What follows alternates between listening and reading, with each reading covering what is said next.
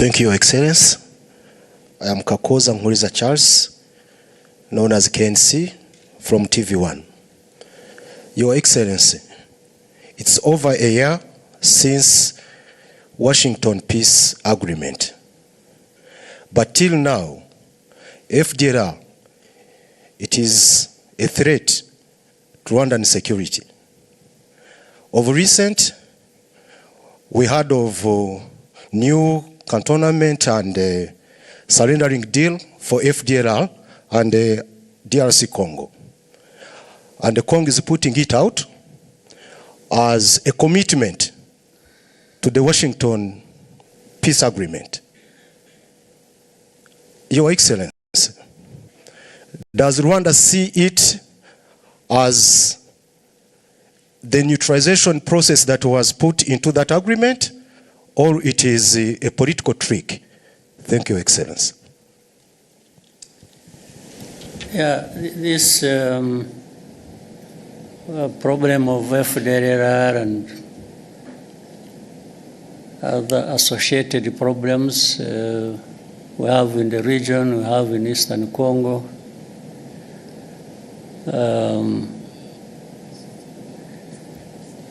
First of all, it's not complicated. It's not difficult to understand what really is at issue. And this is a problem that has been there for 3 decades now. The whole world has got involved over time, and whether it is the UN, whether it is United States or Europe or Asia or name it. Africa, of course, where it is happening. For those who follow and want to really understand, minus the usual biases or complications people create for no good reason. The facts are there, they are clear. The origin of the problem is known. The handling and the mishandling of this problem over many years is known. The actors are known. So there have been, you are talking about the Washington Accords. These are just recent efforts. Before that, over many years past, the efforts and discussions and noises about how to deal with the problem have run into their hundreds. But you still remain with the problem. Some would even want to simplify it and say it is Rwanda the problem.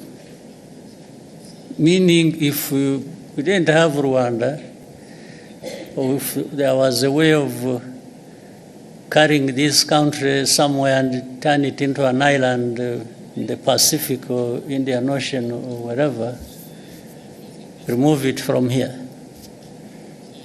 That may be a solution. That's what they imply here. That maybe a solution would be found. But ask yourself whether that really is true. There are many parties to this program. One is Congo. The other is the international community that has really messed up this whole thing from the beginning, as we know it. There is Rwanda. There are other countries of our region. All these have a way they have contributed to the problem and the way they can contribute to a solution. But the way it is handled seems not to put that into account. And that's why the problem goes on forever. Nobody addresses the root cause of this problem. I haven't heard of any effort so far that focuses and tries to address the root cause. It's always something superficial. It's one day, FDR, yes, they are there. Then the next day, no, they are not there. Actually, they were finished. Then another day, who are the FDR after all? I think Rwanda is just creating this thing as an excuse to go and steal minerals in Congo. And this kind of, I don't know what to call it, the kind of argument that goes on, even with the people you thought they were really serious. I think sometimes we overrate the capacity of leaders and countries and so. When you listen to some of these arguments and the people they come from, you really wonder what you have to deal with. So no root cause addressed. Then immediately there are sanctions. sanctions. I've never understood. Sanctions, yes, they really create problems. They do. But that is all. There are problems added to the problems that were originally there. That's all. It's not anything to do with trying to address the problem. And especially if you look at the manner in which they are applied, you instead of sanctioning FDR or those who work with them or support them, they sanction those who fight them. I don't understand the logic. Then instead of saying, in Eastern Congo, there is a problem of Congolese who are involved in this conflict for their own rights, the AFC, M23, and many other groups that have been fighting there. So, what is the origin of this problem? Is it really Rwanda's case to answer? Are we the ones denying these Congolese their rights in Congo? Are we even the ones who actually made them fight to restore their rights in Congo? I will always come back to inform you as whether you want to keep it in mind or what. Even the origin of this conflict, as we know it, which started in, is it 2022 or what? We are now running into, is it 22? October 21, running into 22.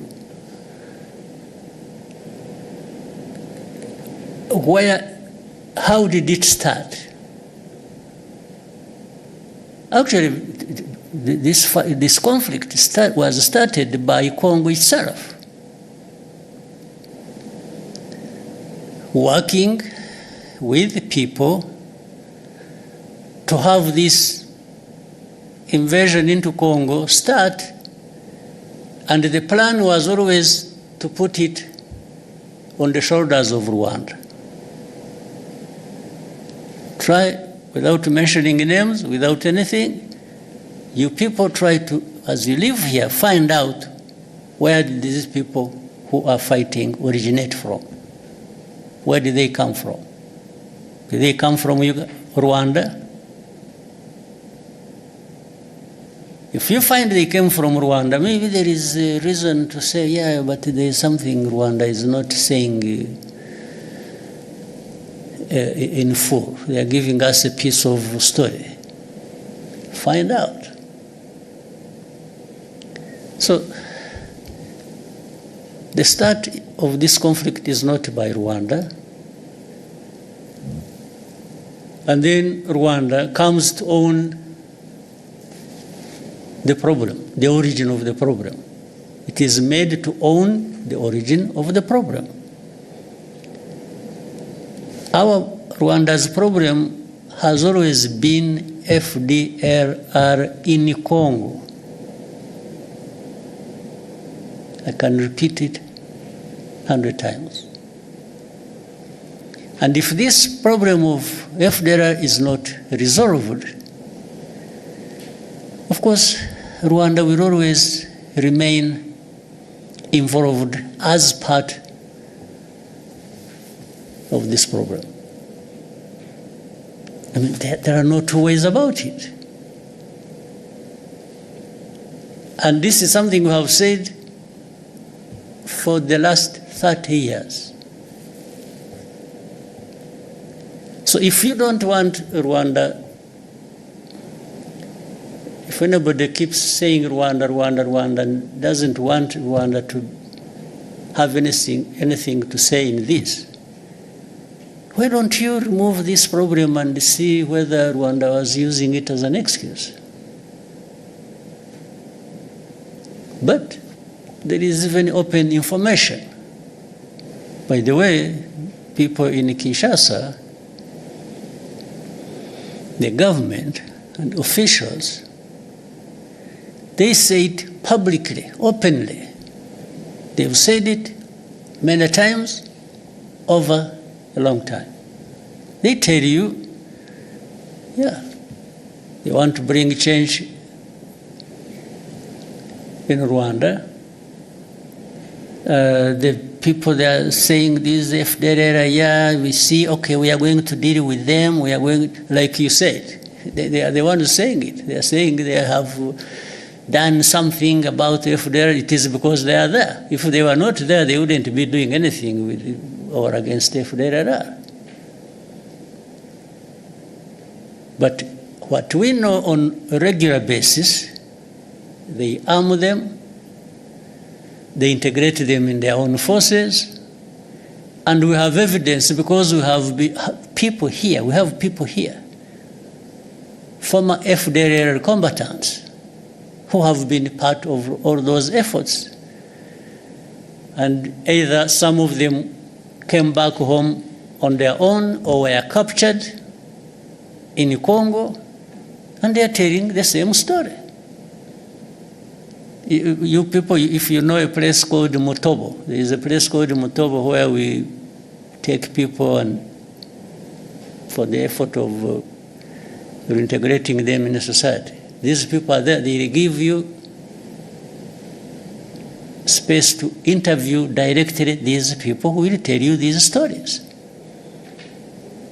The same people of the UN, the same people in the US, the same people in Europe, the same people who keep asking questions, some of them representing their own governments, have actually been there and they have been told these things, and the very people involved have given them anything and everything they wanted to know about FDLR and how it is well embedded and supported by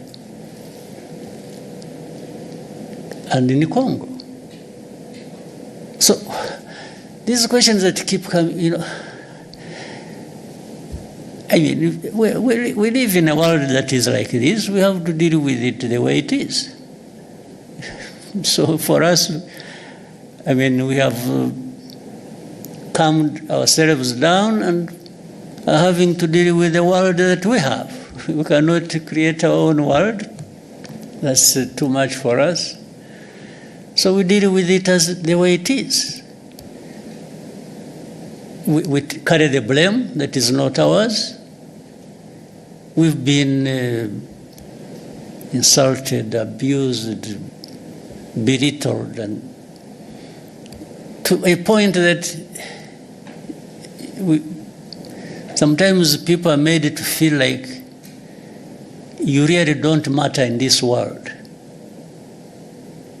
What they tell us, what they keep saying, it's like they're giving us a message, you don't matter. So sanctioning is just to punish you, to drive the screw hard into your back. And at that expense, they promote whoever they want to promote for whatever reasons that are not my business. But the question remains, how do we behave ourselves? One, we behave in a manner that protects us at any cost. We will do anything that contributes to that protection, day or night. There are no two ways about it. That one we will, no question. We will also try to do what is right. If we are a country that can't afford to mess up. If you give there's so many enemies we have an excuse, a chance to bring it to us, I think it will be largely our mistake. So we try to avoid that. We do what is right to protect ourselves, and we will do it without fear or favor, day or night, anytime. We are happy to do that. Actually, it's a pleasure to do the hardest task to protect ourselves. That's what it is. And the rest, what we try to do is actually, we've been trying to team up with other countries in bringing peace in different parts of our continent. And that simply underlines how much we want peace. Rwanda, we want peace. To the point that